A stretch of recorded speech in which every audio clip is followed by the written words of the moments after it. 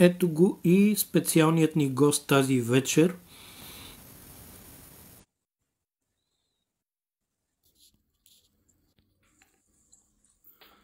Добър вечер, Томски. Добър вечер, Христо. Радвам се да те видя. Благодаря, че прие поканата ми първо. Аз ти казах, че върша някакви неща, където да успея. Може би закъснях малко, за които се извинявам. Но някои хора Няма даже ги проблем. разкарват Тък с му на мен. хората им стана интересно кой си. Така че преди да започнем с така по-професионалните въпроси, представи се на хората, които те гледат в момента, ако не те познават все още. Ако не са виждали Амсалак на среща, се го къде е. Христо се Разбира казвам, се, по принцип съм от Стара Загора. Стана 4 години и малко живея в Германия. И женен, разведен. абсолютно. Преди да ти задам вече професионалните въпроси, преди малко летяха долу коментари с молба да те попитаме какво се случва в Германия във връзка с протестите, тъй като няколко от моите зрители утре им се налага да се прибират за България, а не знаят каква е обстановката на пътя, ще бъдат с коли. Дай ми повече информация, ако имаш, моля те. Приятелю, не мога да ти кажа за това нещо, защото тук при мен се очакваше да е някакъв ад, обаче явно не се случи. Сутрината бяха тръгнали едни големи трактори по магистралата, но явно ги махнаха. И той е ужас, мисля, че е в Берлин, Дрезден, не съм сигурен, в Мюнхен. Какво се случва по пътя, какво се случва по границите, идея се няма. Но тук при мен в момента е спокойно, но тя стачката така или иначе беше до петък. Говориш се, че ще продължи и до понеделник, може би те и за това питаха, но явно върви към приключване. Дано да е така, пожелавам успешно прибиране на всички, които ще пътуват за България. Както чухте, явно пътищата са отворени и вече не са по магистралите. Да минем към по-така тясно професионалните въпроси, защото това е идеята на този подкаст. Ти каза, че шофираш изцяло вътрешно в Германия.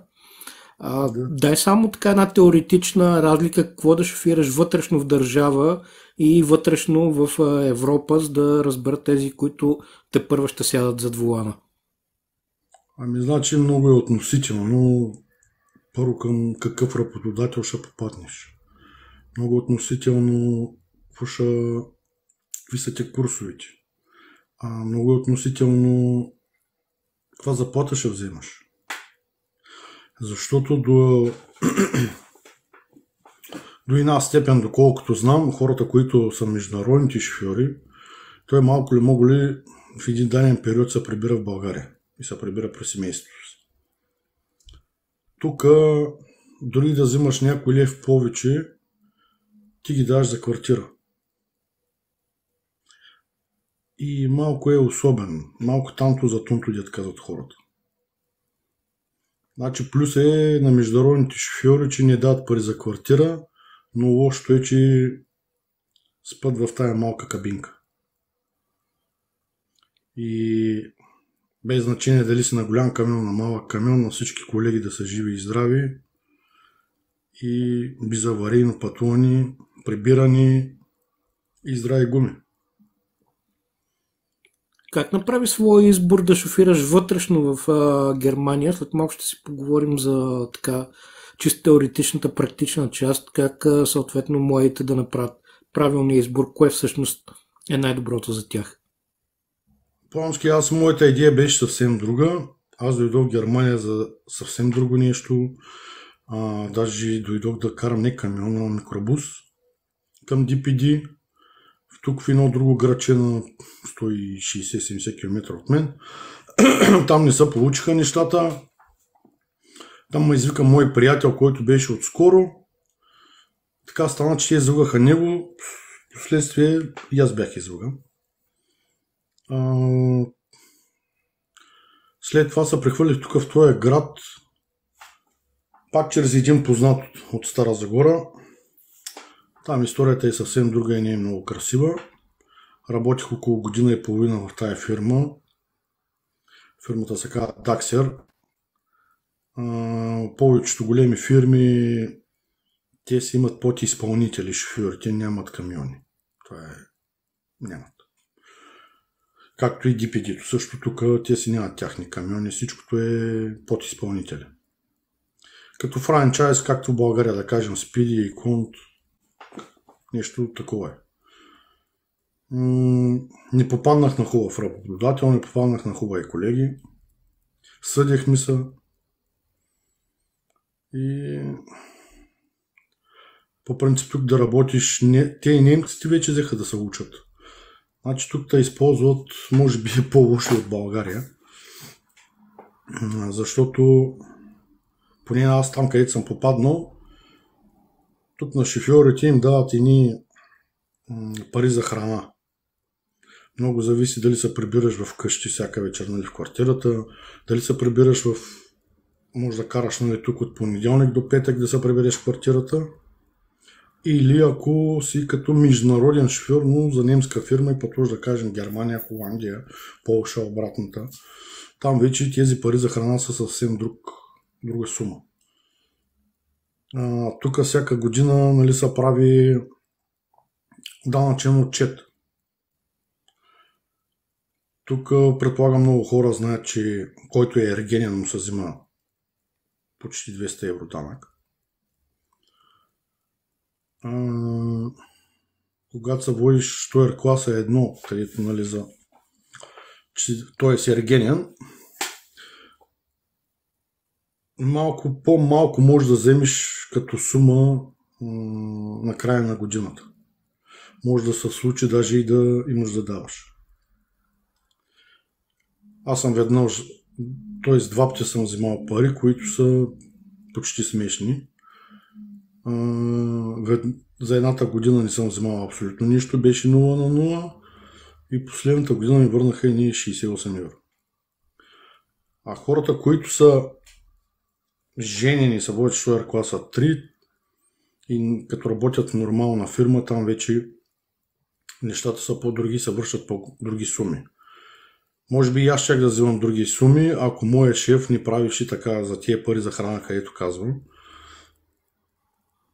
Той моята заплата е прави примерно дадената сума с тия пари за храна. А те трябва да са отделно. Оттам почва да ти пише, че ти дава пари за транспорт, че ти плаща телефон и не знам с още какво е 1000 глупости. И в крайна сметка ти нищо не взимаш. А де факто той като ми ги дава тия пари към заплатата, а не отделно, а и ми ги пише, тя държавата му ги връща на него обратното. Значи, примерно, моята заплата, ако е 2600 и имам да взимам примерно 400 евро, тя държавата ще ми ги даде, нали, на мене, ако не ги пише. И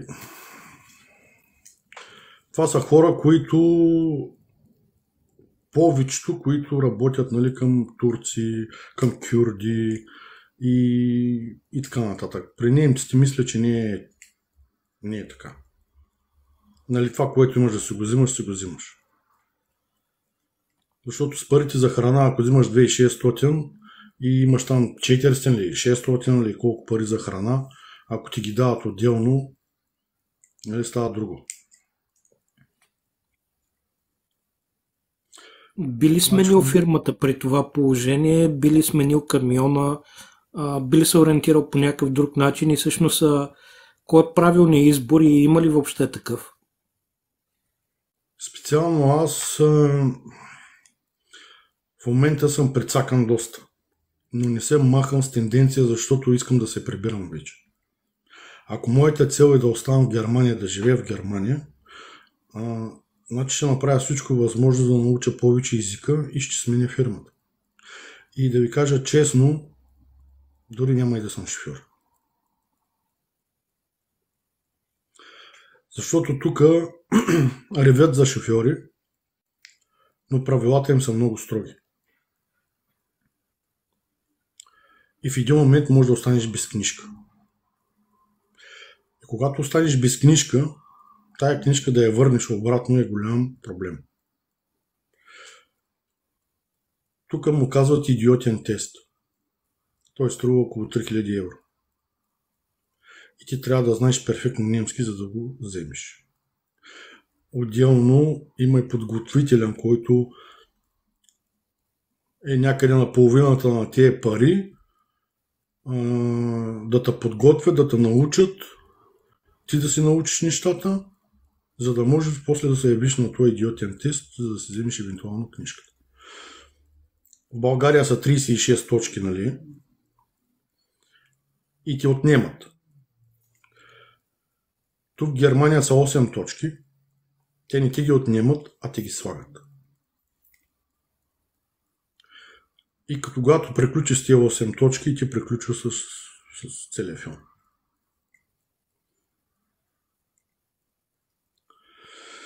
Тук наскоро наспряха бакаджиите. Сумата, която платих, не беше малка. Тоест беше малка. Но за сметка на това ми сложиха точка. И това е заради шефа ми. Да, шефа ми даде парите, но точката...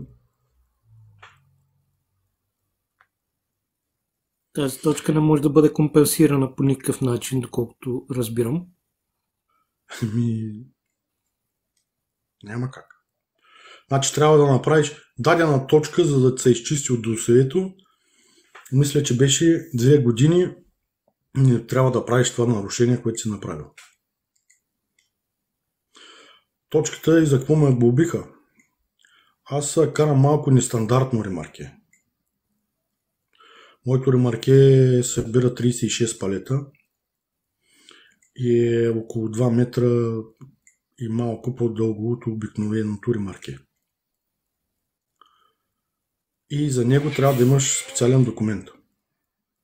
Когато аз започвах в тази фирма, той му прави там един приятел, мина са може би 10 дена и се проведе този курс и мен ме извикаха.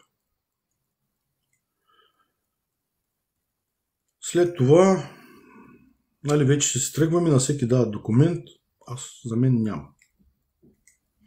И попитах, нали, това моя приятел, защото той е българско турче. Викам, питай го, аз защо нямам документ? Нали, за какво си загубих целият ден? Отговора беше такъв, той Христо е отскоро тук, сега, нали, не се знае дали ще остане във фирмата да работи и така нататък. Много фанаят. Просто главата ми пушеше и не ми беше на момента да го кажа, това приятел, че да му приведе, че аз така ли иначе това ремарке го карам, мен ми е нужно. Дали ще остана, дали няма да остана, щом вече съм подписал договор при тебе и карам това ремарке, аз този документ трябва да го имам. Близо 2 години никой не ме беше спирал и през периодично време, арбе, къде е документа, къде е документа, къде е документа. Да, добре, ще ти го дадем, да, добре, ще ти го дадем, докато не ме спрях. И трябваше да дойде друг колега с документ, аз да откача ремаркето и да се прибера само с влекача обратно, а колегата да закара товара. Попитах бакаджита, аз ще бъда ли глобен? Той каза 50 на 50. Ние си вършим работата, а то, с който решава, са други хора. За първи път, нали, съм спирали, за първи път съм виждал, някои хора може да знаят. Човек премериха целият камион с едни отвеси, където си мерят стените и зидарите. Отпред на камиона, отзад на ремаркето, после самото ремарке. Измериха, изчертаха, дръпнах камиона вече да мерят. Нали, такова нещо в България не съм виждал. Стоях 4 часа на това паркинг и след като се върнах, вече ми носят този документ. Там на този документ е да се напиша имената, да се разпиша откъде съм и само печата на фирмата. Сега колко е валиден, нямам с идея. А обикновено се кара, нали, такъв курс отделно. Сега, ако нашия шеф е направил нещо такова, че може да ги издава, че де-факто води такива курсови, глобата им беше 88 евро 50 цента. Но мен повече ма фаща яд за точката. Много хора плащат луди пари на адвокати да си върнат точката. Значи глобата ми може да ми е 80 евро, аз мога да дам и 500 евро на адвокат само и само по някакъв начин, и то не е на 100% гаранция, нали, да си върна тая точка, защото иначе ще остана без книжка, те си свършват. 8 точки са, не са 28.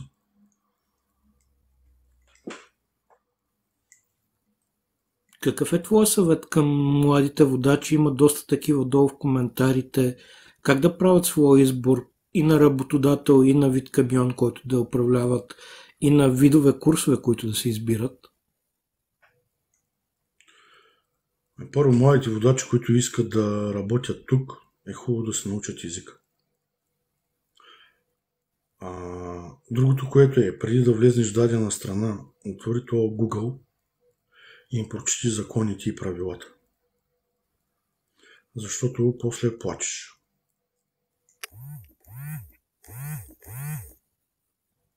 Преди да влезеш в една дадена държава, дори да си международен шофьор, отвори и чети.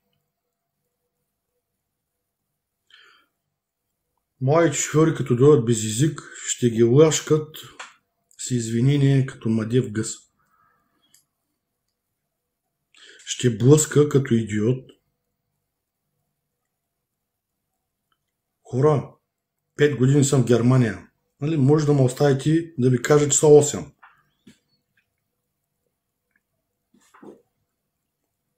И това е. Сам е много трудно. Ако имат ADR хората, да се качат на камион с ADR, парите са по-добри. Ако карат от понеделник до петък, парите са по-добри. Там говорим за над 3000 евро. Ако караш тестерна и така нататък, може да се ниши 4-5. Не съм много запознат, още от когато ми каза, нали, че искаш да говорим. Аз не съм сменил много фирми, не съм се сблъскал с много неща, нали, за да мога да кажа точно за някои работи как да процедират хората. Но за мен моят съвет е първо научи малко език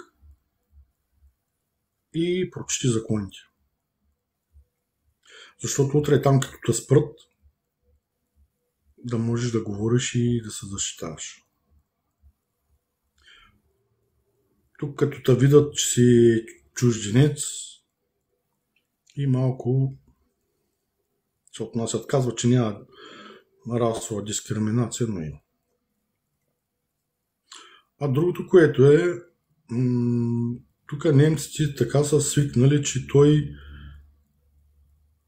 ще направи всичко възможно да се блъсне в тебе. Може да умре, ама трябва да се блъсне в тебе, за да може да вземе на камара пари.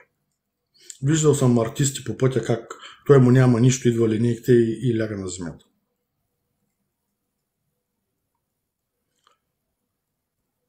Трябва много да внимават с колездачите. Колездачите се движат по пътя и по средата на улицата. Те са с предимство. Трябва много да внимават. Видят ли колездач на пътя, примерно дали ще е степенен път или няма значение.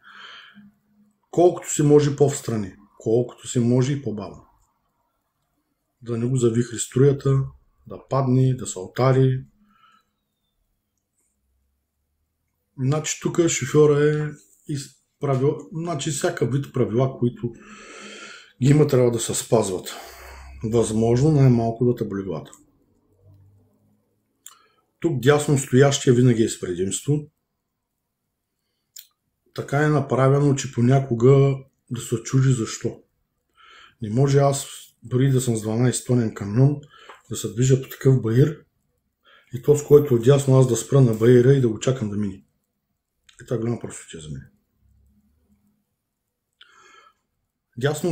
Сега ще ви кажа нещо, може да знаят хората, но улицата, която е от дясната ти страна, ако от край до край има лента, непрекъсната, ти си с предимство.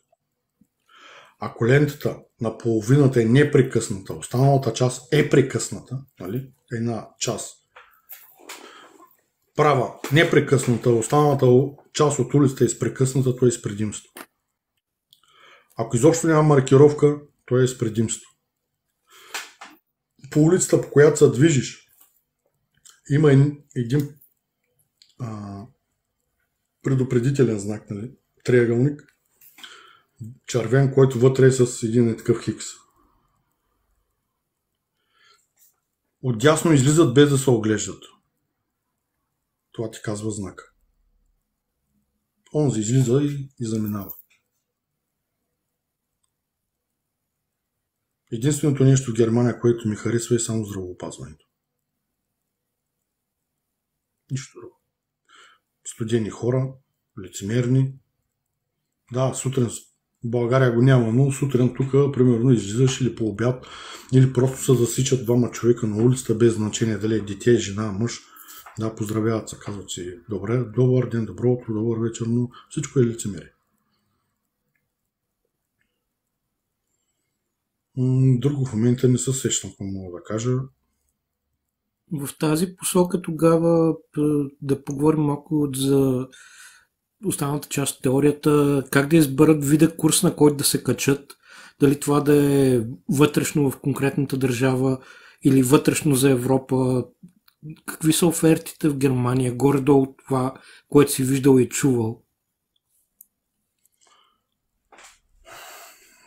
Ако наистина човека има опит,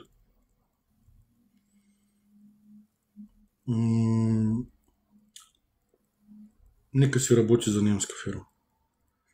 Та ни е за турци, руснаци, българи и така нататък.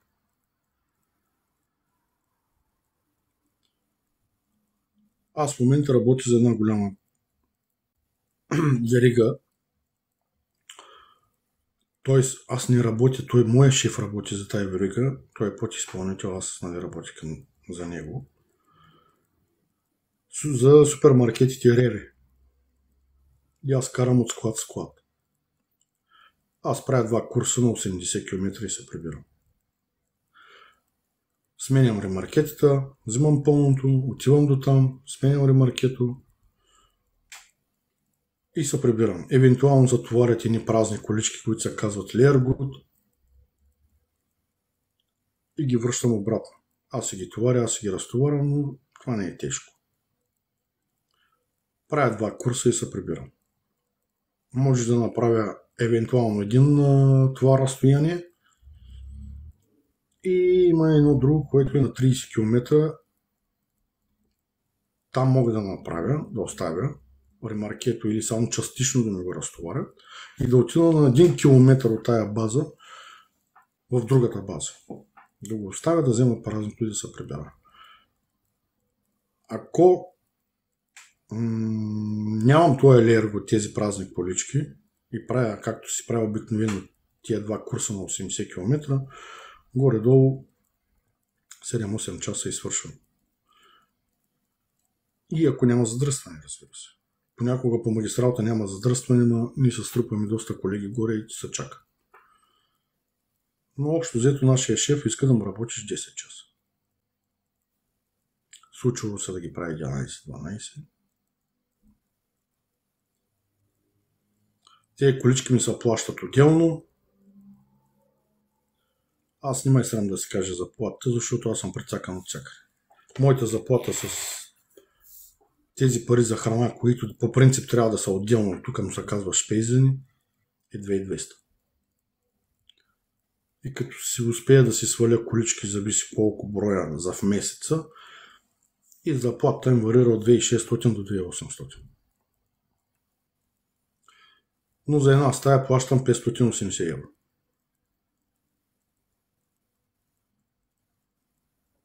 Имам около 250 евро път до работа за месец. Ви си сметнете дали ще сте международен шофьор или ще карате вътре. ако не работи наистина за немска фирма както трябва. Но немската фирма трябва да си точен. Да не закъсняваш, да не приключваш рано и така. С немците сега няма. Специално за времето. Дали ще си шофьор, дали ще работиш в фабриката, каквото и да е. Трябва да си точен. Тук при мен в момента работата ми не е тежка, но пък за сметка на другото. Ако един ден слезеш от камиона, предполагам, че това може би ще ти се случи, как би продължил? Не знам. Аз много искам да се прибера заради приятелката си в България. Предполагам, че много хора знаят за нея и има нужда от мен и искам да съм си при нея. А в България какво ще работя, не знам. Но международен шофьор, да не казвам голяма дума, няма да става. Просто искам да съм си при семейство, да се прибира. Това са кървави пари. Дали си международен шофьор, това са кървави пари. Аз имам приятел и съм сигурен, че една голяма част от колегите може да мислят и като него. Той като приятел, аз камиона се наспивам най-добре, вкъщи не мога да спълнят. Той вече свикнал. Той трябва да е на път. То вътре му е... Нямам в момента точната дума да се изразя. Да, обича жена си, обича децата си, по принцип иска да е с тях, но някак си той трябва да тръгне. Някои са вманячени.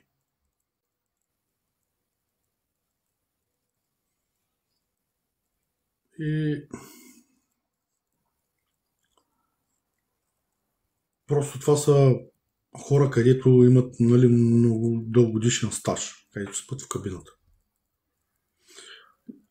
В един момент почва да ти пречи всичко, когато се прибереш вкъщи. Защото ти в камиона си сам. Правиш каквото си искаш, не се съобразяваш с никой.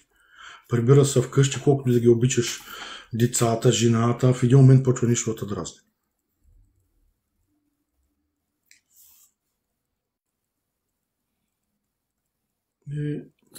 Добре, ще задам и въпроса за сигурността. Виждам, че го задават отдолу. Аз често питам международните. Вас, които шофирате вътрешно, не съм ви задал този въпрос, но може би и вие сте го чували. Прословутите нападения по паркингите, ограбване на камионите. Как стои този въпрос при вас? Има ли го този риск или при вас някак си е по-малък?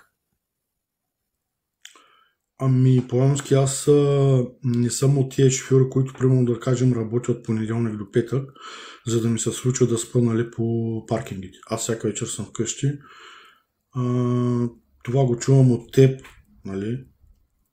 Със сигурност го има, щом хората казват, че по германските паркинги се случват разни неща. Явно го има, но не съм чул. Просто не съм чул. Аз 24 часа в 7 съм се сам. Вкъщи съм сам, в камиона съм сам. Малко тук в Германия, като работиш каквото и да е било, освен работни дрехи и нощница и друго не ти трябва. Тук всичко е като овце с коне с капаци. От кривата в камиона, в камиона в кривата. Нали, ако съм работил като другите колеги, защото познавам други хора, които са от понеделник до петък, и мисля, че ако искаш на всеки 2 или на 3 седмици можеш да се прибираш в България. Там заплатата е, мисля, че чисто 2800 пак. Мисля, че те осигуряват малко по-добре от мен. Но пък ходят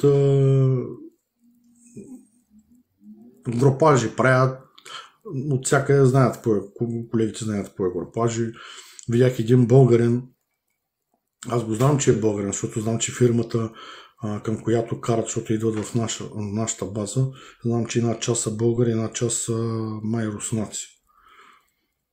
И човека се доста псува, то нито да се смее, нито да плача, стоиш просто, викам колега, какво става?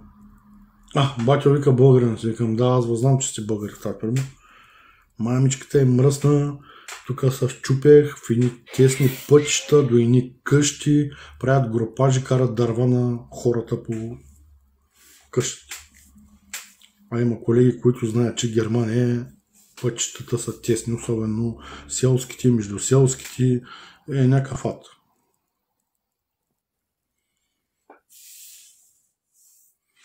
И значи да взимам около поне 3000 евро или над 3000 евро, трябва да съм от понеделник до петък да работя или да имам голям ADR, да скача на някоя тестерна, евентуално да карам някакъв извънгабаритен товар, да съм над 3000 евро. Международните шофьори, които са колегите от България, някои взимат 3 и нещо. Но за сметка на това е в тая малка кабина. Аз се прибирам, имам си баня, кухня, готвя си спа, заминавам, паля си колата, отивам на центъра, разкарвам се. Но то всичко е тамто за тъмто. Осъзнават ли младите водачи сложността на професията, така скачайки стремглаво в камиона, без да са имали преди това среща с професията въобще? Имаш предвид младите хора да се качат без да знаете да тръгват ли как? Не те разбрах. Да, в смисъл без нужната подготовка, току-що са изкарали курса, не познават добре професията, но примерно са чули, че за тях плащането е добре и веднага скачат без да познават професията и се сблъскват с много трудности. Вече няколко случая съм чувал как дори психиката им не издържа и те се сриват някъде по пътя и стават така фатални инциденти точно заради това. Твоето мнение? То е малко относително. Колкото да е изтъркано, или се ражда шофьор или не.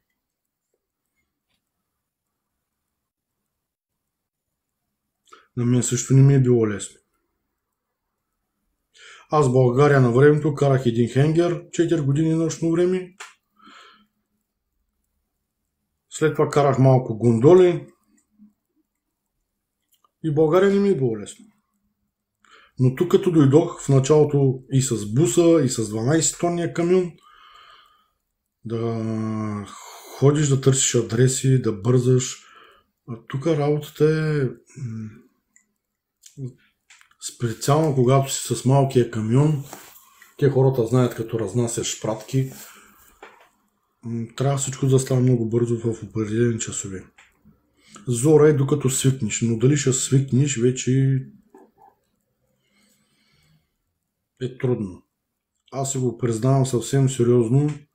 Тук, когато отбият пътя, и ако не ми е навигацията, малко изпадаш в ужас. Да не са надъхне някъде, за да не мога да излезна. Тогава става страшно.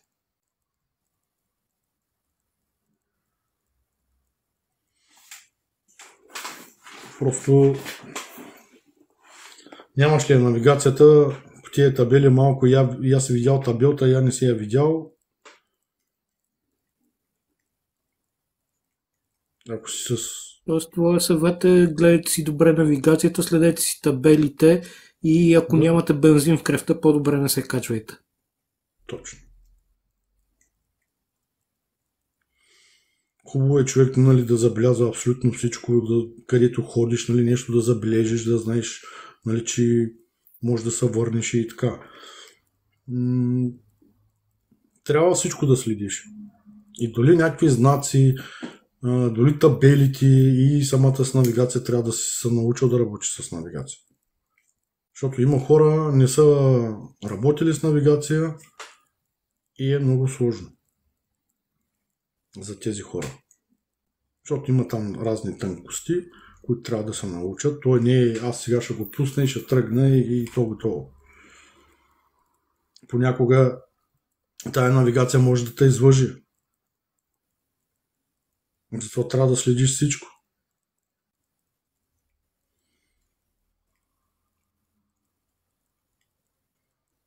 така е. Да, сянката, знам за тези атласи, аз лично съм ги виждал Аз имам голям приятел, покрай баща който... ми и лека му пръст, царство му небесно. Една от първите му професии беше международен шофьор. Може би това е, което ме така дръпна към идеята за този подкаст. Чувал съм за тези атласи, може би ще си поговорим малко по-натам с някои от старите международни шофьори с повече опит. Надявам се така скоро да имам възможност да разговарям с такъв шофьор, който да ни разкаже малко повече, нали, за забавните моменти с атласите, наистина забавните случки, защото от баща ми някога съм чувал, че е имал много забавни такива.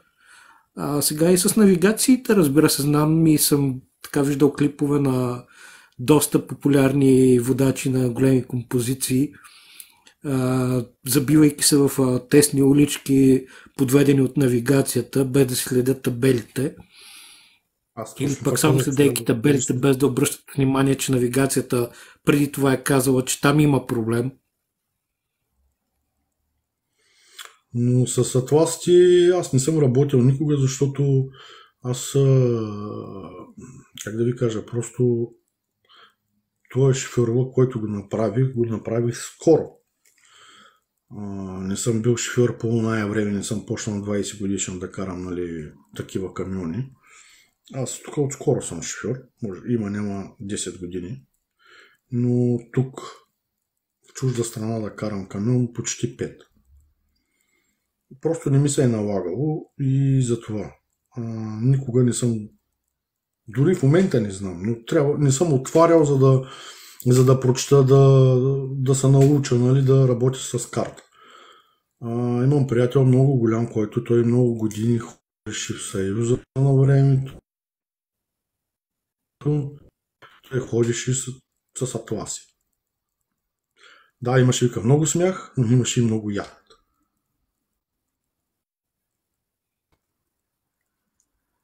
И да, има хора, които пък сега се работят с карти, атласи и не му трябва навигация.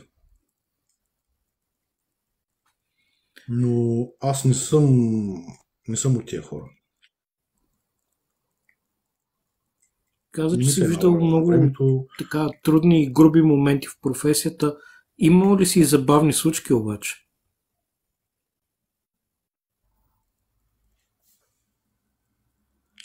В момента не се сещам и щом не се сещам, значи съм много малко. По време на работа да имам забавни случки и то когато карах буса, преди да скача на камион, разкарах в един град и в още 3 села.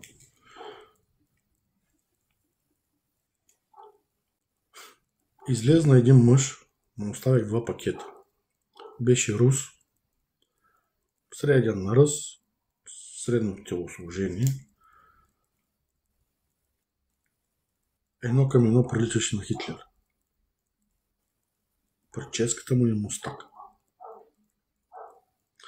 Но пък беше така широко усмихнат. Втория път, като ходих, ми дава значи, те ти дават бакшиш или там каквото и да е. И ми дава, сега не знам пари даде ли не ми ли даде, и ми дава едни вафли. Благодарих му на човека, качих се в буса и тръгвам. Те вафли български. На втория път, като отидах, както влизаш в двора, нали, тя както е къщата, отваряш вече вратата, то е едно антре с 3-4 стълбички и тогава вече влизаш в самата къща.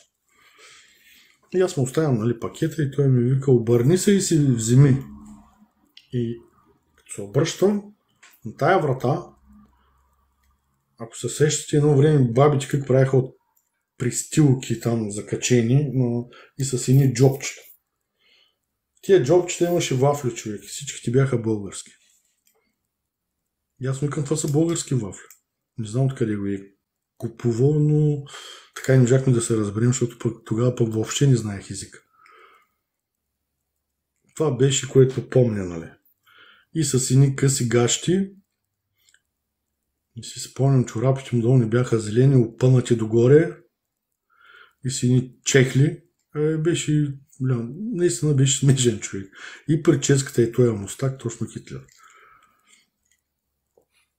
За друго в момента не се сещам.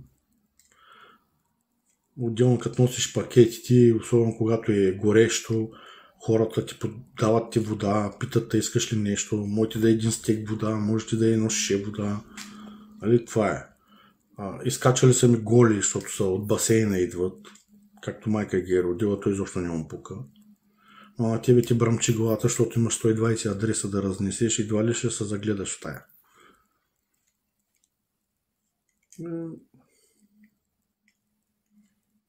А с камиона в момента не се сеща. Вече си популярно име в TikTok. Много хората познават, макар и малко да знаят кой всъщност стои за този профил като човек, да речем. Обаче случва ли се някой българин, чужденец, без значение, да те разпознае, движейки се, било то в рамките на работния ден или след него? Има ли с такива забавни срещи?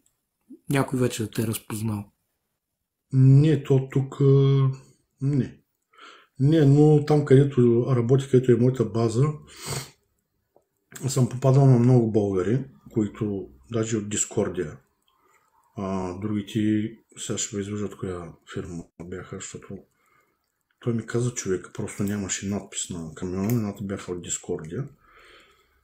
И този човек от Дискордия се въртеше, нямаше място за него, за паркинга. И нашите колеги, нашата фирма, много рядко да има ремаркета по паркинга, нали, те са не по рампите и си оставяме камионите, нали, на паркинга, обаче видях, че на две прави ленти, т.е. за един камион, са поставени наши камиони, които вземат място, нали, и му казах на човека, изчакай, викам и сега ще направим място. И два от камионите ги преместих и ги сложих в една лента. И намерих място за... И аз го предупредих, викам, елай тук и чакай, защото да не съм уши някой друг. И така на няколко колеги българи съм им помагал и съм им отварял място, за да могат да влезнат, да си паркират, защото примерно сутрината ли ще е, по някое време ли ще е, нали, ще ги извика, че им звънни пейджера. Човека веднага скачат цигари, това надо да ми дава, викам, приятели, аз не искам. Но няма вика с какво да ти се отблагодаря. Не искам да ми се отблагодаряш. Важното е да се знае, че сме хора и да се държим като се видим някъде. Не да се псуваме. Това съм правил за българи, които съм виждал. Сега чак да съм популярен в TikTok, не знам. Аз не мисля, че съм популярен. Да, има хора, които наистина не знаят. С хора от TikTok съм се срещал в България. Но тук в Германия все още не. Хората, които знам в Германия, просто са малко далече от мен. Просто не съм имал такъв случай. В България може и да ми се случи, но поне тук все още не. Но съм се срещал с хора от TikTok в България, като си ходих в отпуска.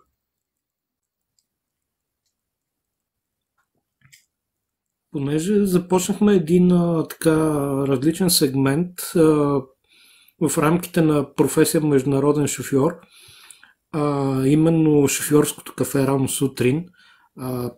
Не чак толкова рано всъщност, по обяд българско време е.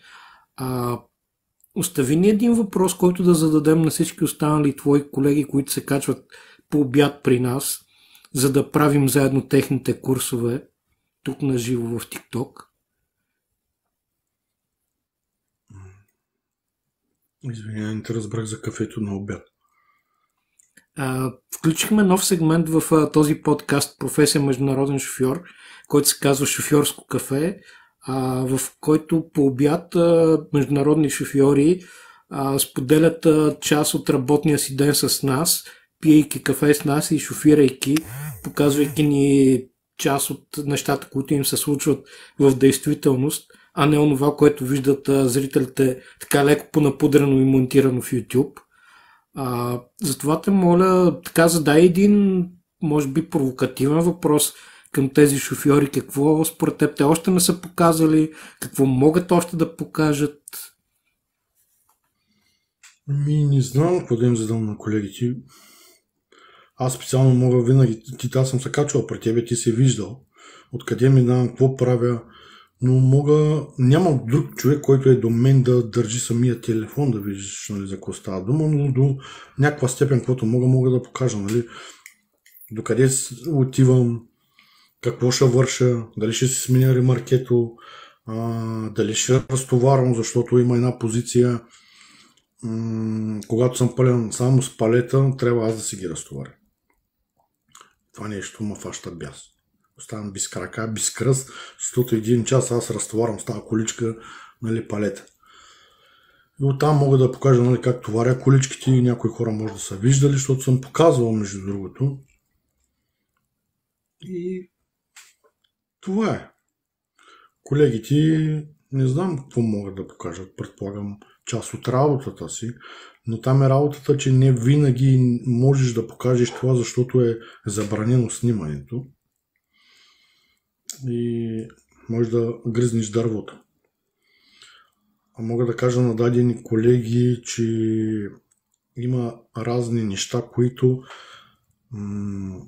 ако се снимаш и си ги пуснеш във Фейсбук, може да те намерят и да те губят, защото е забранено. Специално в Германия. Има неща, които може да се снимаш, но си остава за теб. Не са за социалните мрежи. Забранено е. Следващата седмица на гости ще ми е един също наш общ познат. Засечили сме се много пъти заедно и с теб и с него. Знаете го като Чичо Митко. Той шофира вътрешно в Испания.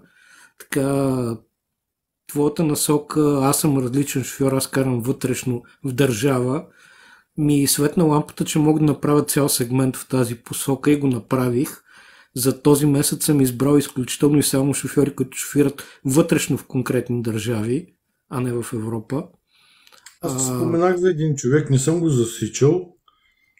В момента, в който го засича, аз ти обещах, ще ти изпратя лайфа да влезнеш, да се запознаеш, да си поговориш. Вече дали ще се съгласи. А от този човек има много смях. Може да се научат много неща. Той си кара, нали, в Испания. Тук долу виждам, има други колеги, може би те ще кажат много повече. Няма значение, че карат само международни. Предполагам, Сянката също може да каже. Долу Милен, предполагам, и той е, доколкото знам, и той е колега и той може да каже някакви неща. Да, Милен ми прави впечатление още от преди ти да се качиш, между другото. Той се появи малко по-рано, има изненада. Така, доста забавно подхожда, но едновременно с това сериозно, което ми харесва, между другото, и му благодаря. Прочетах нещо в началото, но нали, просто да не спирам, само да го попитам в момента. Това, което аз успях да разбера и да прочета, искаше да каже, че сме от един град от България или тук някъде в Германия.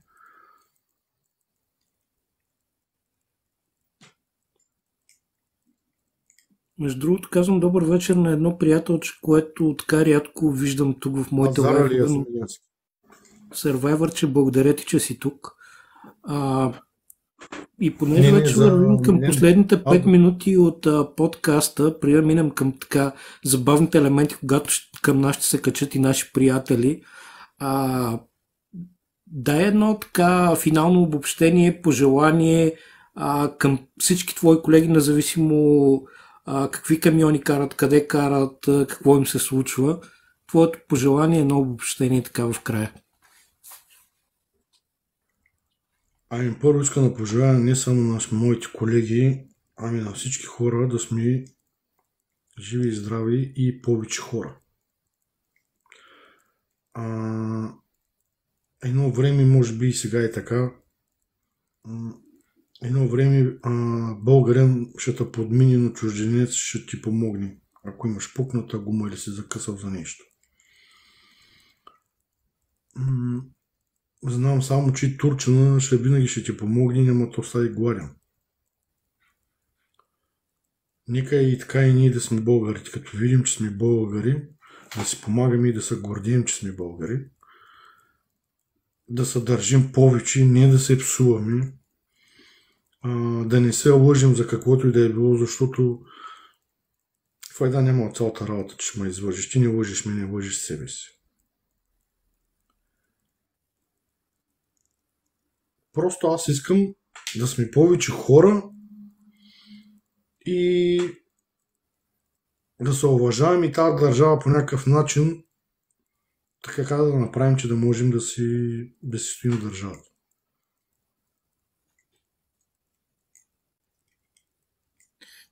Благодаря ти за това послание, наистина трогателно и наистина нещо, което трябва да си пожелаем и не само да си го пожелаем, но и да го реализираме.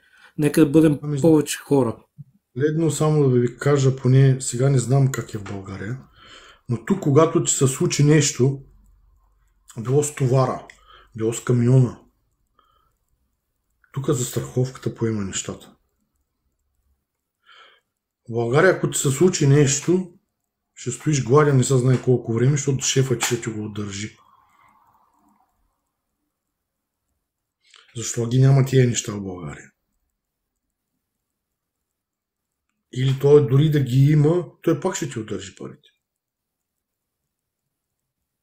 Той инцидента, който се случва, то нещо си го искал. Просто е решено, че ще се случи. Ударял се огледало някъде. Давай сега, не знам колко пари е на огледало в България. Много хора карат камиони, които то ще се разпадне. Карат си ни гуми, където то няма гуми. Значи това ремарке, където го карам аз, то е толкова тежко и дълго.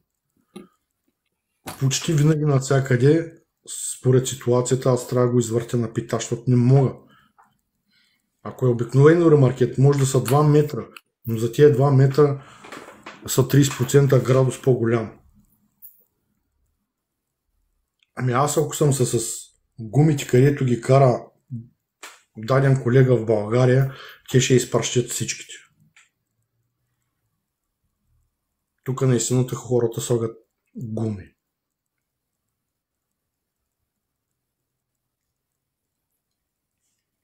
Нашите работодатели в България, ако искат да имат шофьори, ако искат работата да им върви добре, първо да се научат да се уважават шофьорите, да им влизат в положение, но пък и колегите пък да не се възползват много от това нещо. Пък, имам предвид да няма издевателства и после заради дадени хора страдат другите.